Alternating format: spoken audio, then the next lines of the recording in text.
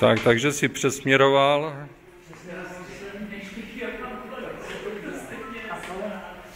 Tady se vozil, teď já takhle. Takhle. Teďka se srovnám takhle, to musím srovnat, že podle... Na vodováhu, jo? Jo, tady mám vodováhu. Tudy bych zapomněl doma, tak nemusím jezdit vůbec dál. Jo. Tak a tadyhle teďka takhle. A to se musíš na nějaký maják dosměrovat, ne? Tadyhle na to a teď jsem nasměrovaný. A kdyby byli slyšet z Krkonoš majáky,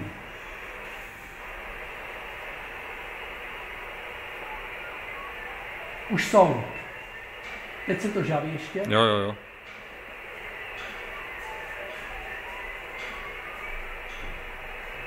Vidíš, jak jsem byl přesně?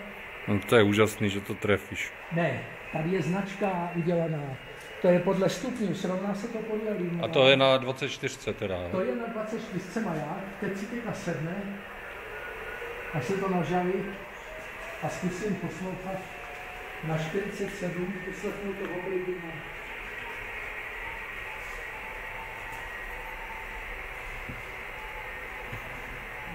On jinak bejová silnější, on tady je takhle blbý, víš?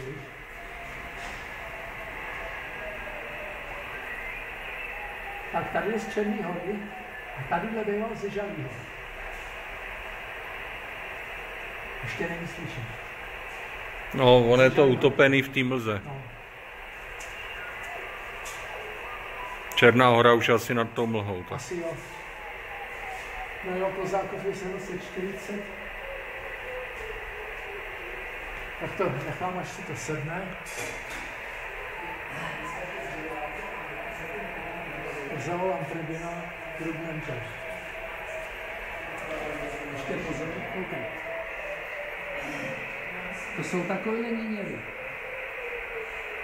Koukej, tady vidím nulu, koukej, tady vidím bublinku. Počkej. Moment.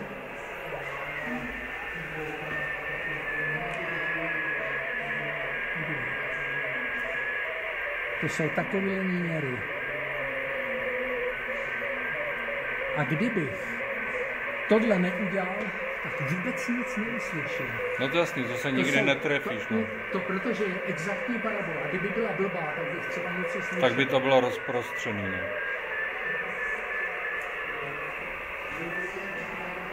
To je směr na Černou horu.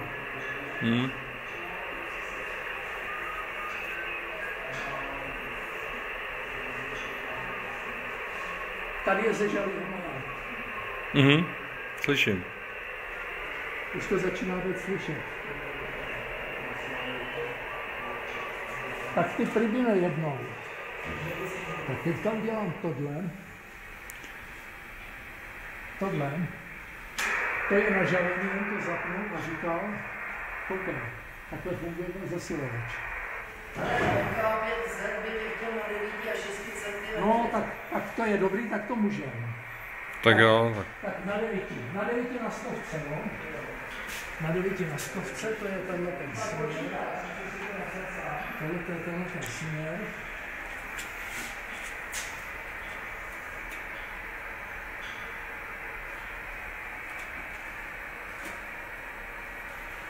A už tam jede cirkvidlo. Na 9 to takhle je. Už tam jede cirkvidlo, směrem to takhle na ní je. Takže na 9, Honzo. Na 9 na 100. Tak jo, já tě nebudu dál zdržovat. Mám 4 spojení na 70, na 47. To musím tady vystavit. A jinak. Představ si, že mají maják na 47 GHz na 800. Já to tamhle takhle políčil, to mě DB6 NTD poslal mailem, já ti ladím a na 801,5 jsem ho chyt. Podle Rubidiovýho toho jsem si srovnal tenhle oscilátor. Tenhle je úplně super, v 10 GHz je super, to je kilc. To se teda A, stalo a to my máme tady, taky na těch 10 GHz do kilohertzů to máme asi už rok a půl, jo, takže... No, počkej, já si vemu. Hele, nic, já už tě nebudu zdržovat. Hele, Vladě, já ti děkuju. Takže